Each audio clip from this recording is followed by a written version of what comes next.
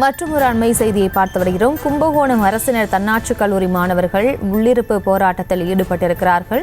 தமிழ் பேராசிரியை ஜெயவாணி ஸ்ரீ மாணவர்களை சாதி பெயரை சொல்லி அவமதித்ததாக கூறி குற்றம் சாட்டி மாணவர்கள் உள்ளிருப்பு போராட்டத்தில் ஈடுபட்டிருக்கிறார்கள். மேலும் விவரங்களோடு இணைகிறார் செய்தியாளர் கார்த்திகேயன்.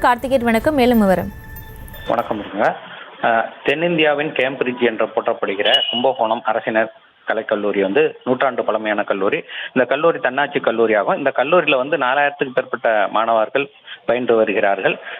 இந்த கல்லூரியில தமிழ் துறையில கடந்த மாசம் 18ஆம் தேதி தமிழ் துறை பேராசிரியரான ஜெயவாணி ஸ்ரீ அவங்க பாடம் எடுக்கும் வேளையில மாணவர்கள் தரக்குறைவாக, அதாவது ஜாதி ரீதியாக பேசி அவங்க குலத்தொழிலை செய்ய வேண்டும் என்கிற ரீதியில பேசினதாகவும், அதே போன்று மாணவிகளை குழந்தை பேரு பெற்றுக்கொள்வதற்கு தான் லாயக்கு என்ற வகையில இழிவாக பேசியிருக்கிறார். இதை கண்டித்து மாணவர்கள் அப்போதே கல்லூரி முதல்வர் மற்றும் துறை தலைவர் இடத்துல புகார் கொடுத்திருக்கிறார்கள்.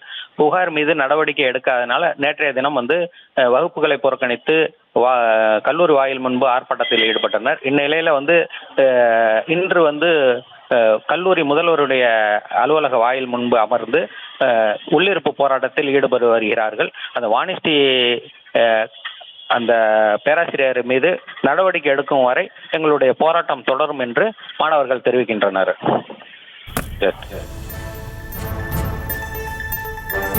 விவரங்களுக்கு நன்றி.